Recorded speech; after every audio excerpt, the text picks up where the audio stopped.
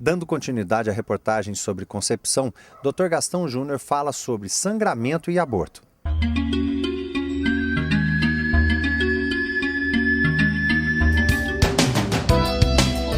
Um dos sintomas mais frequentes no início da gravidez é o sangramento. Então, em torno de 30% das mulheres que ficam grávidas, elas sangram.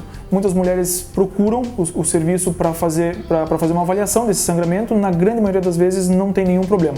Logicamente, sempre se preocupa porque uma das causas de sangramento no primeiro trimestre, nos primeiros 3 meses de gravidez, é o aborto. Então, e como o aborto acontece em torno de 10% das mulheres, é muito comum a gente encontrar algumas mulheres que têm um aborto e numa gravidez subsequente a gravidez transcorre normalmente.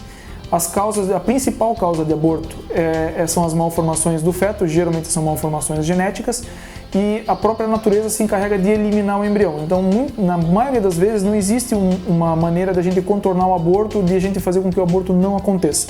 Existe sim a prevenção e a orientação adequada da mulher. Ainda o sangramento ele pode acontecer não só no primeiro trimestre, mas como no segundo e no terceiro. Então, dos 3 aos 6 meses também pode acontecer sangramento, porém, esses sangramentos já preocupam um pouquinho mais, porque pode existir tumor no colo do útero, pode existir descolamento da placenta, pode existir placenta prévia, então que são situações que em algumas vezes tem que se internar a mulher tem que ficar em repouso absoluto.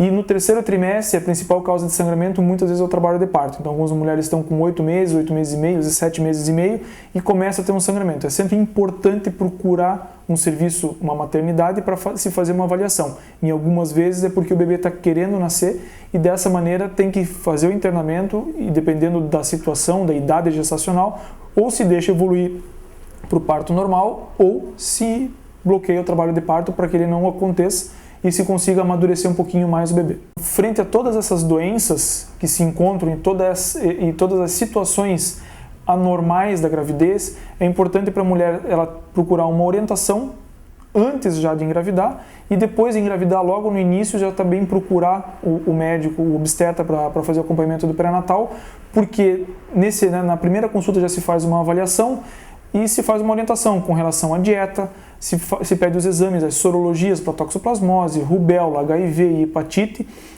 para se fazer o acompanhamento durante o pré-natal. E qualquer exame alterado no início do pré-natal vai se dar seguimento na investigação de determinada doença ou de alguma doença específica. Geralmente, algumas mulheres, quando elas engravidam, elas já querem, numa ansiedade de ver se está tudo bem com a gravidez, fazer o ultrassom muito no início.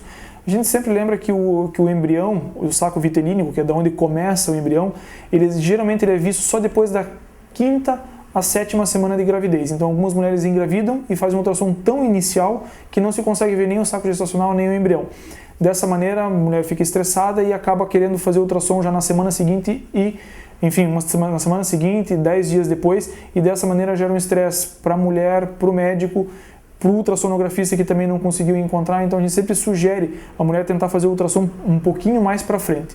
A gente faz inicialmente nas mulheres que tiveram risco de aborto, que tiveram doenças que se sugere fazer já uma ultrassom já logo no início da gravidez, como uma gravidez na trompa ou uma mola, que é uma mola hidatiforme, que é um tumor na placenta.